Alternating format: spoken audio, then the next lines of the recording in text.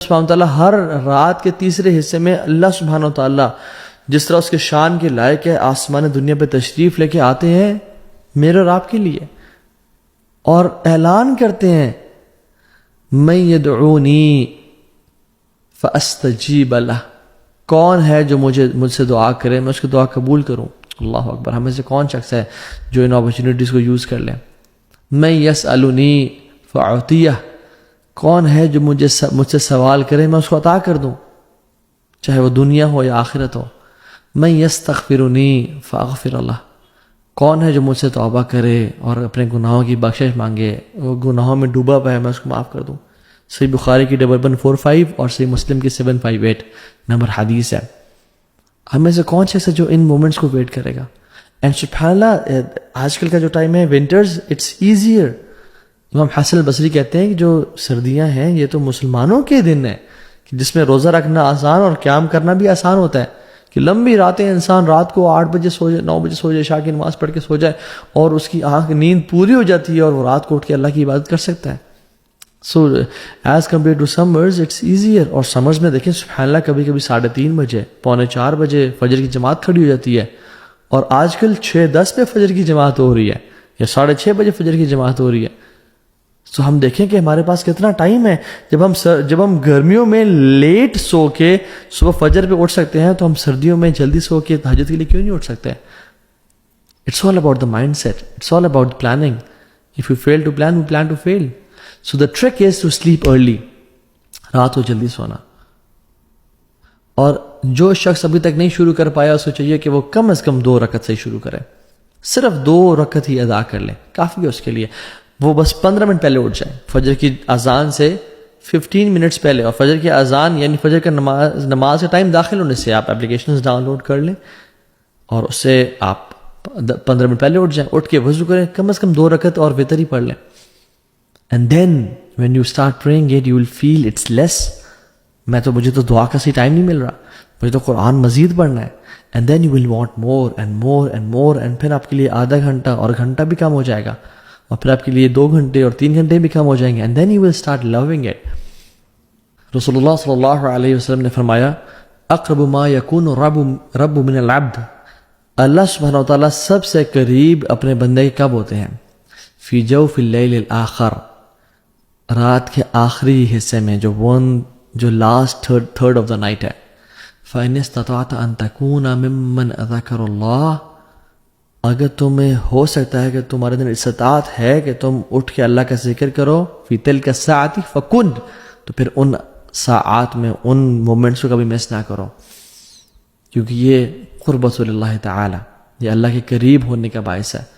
تو ان مومنٹس کو، ان special moments کو ہم لوگ کتنا مس کرتے ہیں۔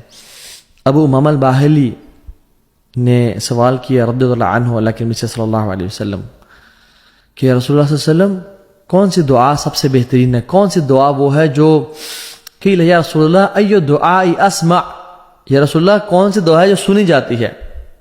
یعنی اسمع، اللہ تعالیٰ تو ہر چیز سنتے ہیں، یا اسمع سے مراد ہے جو قبول کی جاتی ہے؟ تو آپ نے فرمایا قال جوف اللیل الآخر ودبر الصلوات المکتوبات، رات کے جو آخری حصے میں جو دعا کی جاتی ہے نا وہ سنی جاتی ہے، وہ قبول کی جاتی ہے، اور نماز کی جو آخر میں دعا کی جاتی ہے وہ بھی قبول کی جاتی ہے۔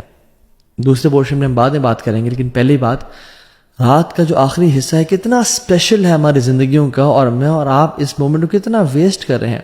بات کر رہا ہوں نہیں پڑھ پایا آج تک، تو کم از کم وہ سٹارٹ اسے کرے کہ سونے سے پہلے عشاء کی نماز کے بعد کچھ رکعتیں پڑھ لیں، جیسے اللہ کے نبی صلی اللہ علیہ وسلم نے حضرت ابو ہریرہ کو تلقین کی تھی کہ تم رات کو سونے سے پہلے وتر پڑھ لیا کرو، تو اللہ کے صحابہ کو تلقین کی۔ اور سبحان اللہ، آپ دیکھیں ایک بیسٹ فرینڈ جو اپنے بیسٹ فرینڈ کو نصیحت کرتا ہے نا، بڑی کمال کی ہوتی ہے۔ تو اللہ کے نبی صلی اللہ علیہ وسلم کے بیسٹ فرینڈ تھے جبریل علیہ السلام، ملائکہ میں سے، تو انہوں نے فرمایا محمد صلی اللہ علیہ وسلم شرف المؤمن قیام اللیل، مومن کا جو شرف ہے نا، عزت ہے، آنر کس چیز میں ہے؟ قیام باللیل، قیام باللیل، رات کے اٹھ میں قیام کرنے میں۔ وعزہ استغنا عن الناس، اور اس کی عزت کس چیز میں؟ کہ وہ لوگوں سے بے پرواہ ہو۔ اور اللہ سبحانہ وتعالیٰ لوگوں کے بارے میں فرماتے ہیں، اپنے قریبی لوگوں کے بارے میں، تتجافى جنوبهم عن المضاجع يدعون ربهم خوفا وطمعا، ان کے جو پہلو ہیں نا وہ بستروں سے الگ رہتے ہیں، وہ اپنے آپ کو پکارتے رہتے ہیں. اور جو شخص ہم میں سے جنت میں جانا چاہتا ہے سلامتی کے ساتھ وہی کام کرے، افشوا السلام واتموا الطعام واصلوا الارحام وصلوا باللیل والناس نیام. سلام کو عام کرو، اپنے رحم کے رشتوں کو پورا کرو، ان کو نبھاؤ اور لوگوں کو کھانا کھلاؤ، اور رات کو نماز پڑھو جب لوگ سو رہے ہوں. تدخل الجنت بالسلام، تم سلامتی کے ساتھ جنت میں داخل ہو جاؤ گے. آپ صلی اللہ علیہ وسلم فرمایا کہ جو شخص رات کو 10 آیات بھی پڑھ لیتا ہے نا قیام اللیل میں، یعنی سورہ فلق اور سورہ ناس کی 11 آیات ہیں، جو قیام اللیل میں 10 آیات پڑھ لیتا ہے وہ نیگلیجنٹ غافل لوگوں میں سے نکال دیا جائے گا.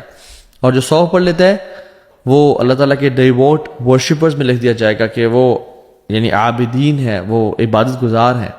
اور جو 1000 آیات پڑھتا ہے وہ مقنطرین میں سے لکھ دیا جائے گا. یعنی دوز مقنطرین مینز کہ جو کنتار گیدر کر رہے ہوتے ہیں، دوز ہو گیدرنگ کنتار. کنتار کیا ہے؟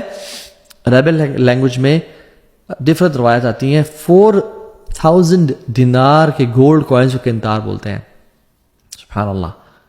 اور کچھ لوگ کہتے ہیں کہ it is huge and unknown amount of money. اور کچھ لوگ کہتے ہیں، کچھ مفسرین کہتے ہیں کہ اگر ایک بول کی سکن لے لیں نا آپ، اس میں جتنا گولڈ آتا ہے وہ کنتار ہے. اور طبرانی میں ایک حدیث آتی ہے، اللہ کے رسول نے فرمایا کہ 1 کنتار خیر من الدنیا وما فیہا، وہ اس دنیا اور اس میں جو کچھ ہے اسے بہتر ہے. تو جو 1000 آیات کی تلاوت کر لیں، سبحان اللہ. ابن حجر رحمہ اللہ فرماتے ہیں کہ سورہ ملک سے سورہ ناس تک 1000 آیات بن جاتی ہیں، بلکہ اسے اوپر ہی چند شاید. تو سبحان اللہ ہمیں ان اپرچونیٹیز کا استعمال کرنا چاہیے. اور یاد رکھیں، جس نے یوسف علیہ السلام کی خوبصورتی کو نہیں دیکھا نا تو وہ انہیں خوبصورتی کو مس بھی نہیں کرتا، رائٹ. اور جس نے رات کو اٹھ کے رونے کی لذت کو نہیں دیکھا نا اور قرآن پڑھنے کی لذت کو نہیں دیکھا، وہ ہی کی ناٹ ایکسپیرینس مسنگ اٹ. سو اس چیز کو اویل کریں.